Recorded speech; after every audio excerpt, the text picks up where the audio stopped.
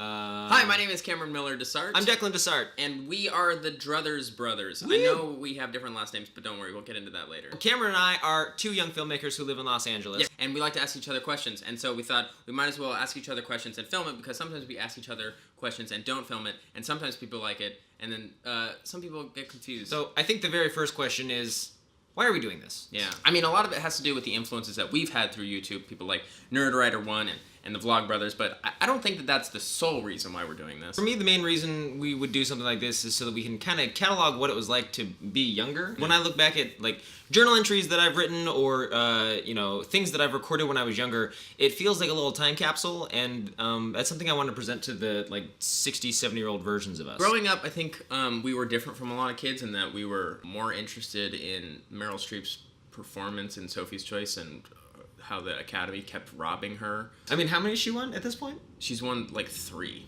And how many times has she been nominated? Like 19 or something. Billion times? That might not be right. We were kids looking at these like incredible artists making these amazing movies and just wide-eyed, bushy-tailed about their craft and how deeply committed they were to them. Other kids were watching like Aladdin, which is great. Don't knock Aladdin. When was the last time you watched it? It's really good. It's really good. I feel like I watched it recently. No, it's solid. It totally holds up. Aladdin, Sophie's Choice.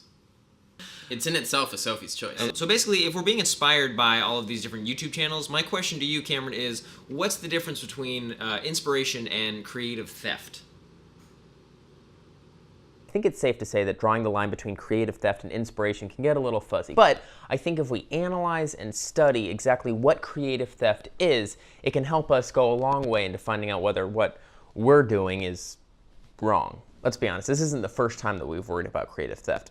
Artists create and inspire other artists to create. It's the mitosis of creativity. Even Shakespeare was inspired by Chaucer. Now, I'm not saying that the Vlog Brothers are Chaucer or that Druthers Brothers are Shakespeare, but I do think that it's important to think of art as a catalyst for the creation of new art just as much as it is an expression of the original artist. Even the justice system has had difficulty defining this line. In 1994, the Supreme Court ruled in Campbell v. Cuff-Rose Music, Inc. that the commercial nature of parody does not render it a presumptively unfair use of copyrighted material. All of this is moot, however, because John has already vocalized that the illegal use of things like DFTBA will go unpunished, because if he goes after them, then he would have to go after the nerd fighters that make amazing things with that slogan. So if we were talking about the Vlog Brothers launching a class action lawsuit against the Druthers Brothers, because A, they don't really have a lot of legal precedent on their side, and B, and much more importantly, they're kind and generous towards the nerd fighter community, and they don't want to stop creativity. Also, they have a lot more important things to worry about. Then what are we really talking about here? Is it copying stylistic choices from other artists? Because that's been happening for a very long time. In fact, I would argue that copying stylistic choices from one artist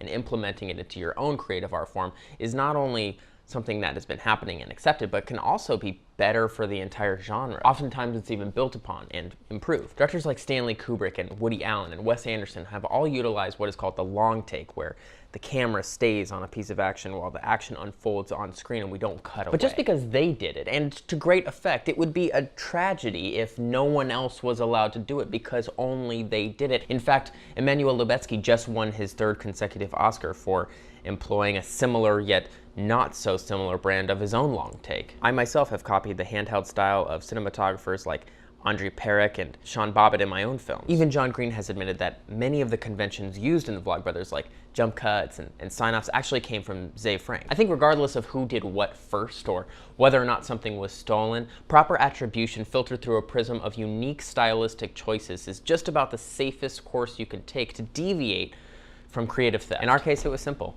We were heavily influenced by the Vlog Brothers because they're a relationship between two brothers built on admiration and respect. But they obviously create good videos. I'm not watching garbage. Declan and I are not Hank and John, however, and our stylistic choices will differ greatly from theirs. But when you see such an incredible run of addictively watchable content, you kind of have to throw everything out the window and swallow your pride and say, imitation is the highest form of flattery.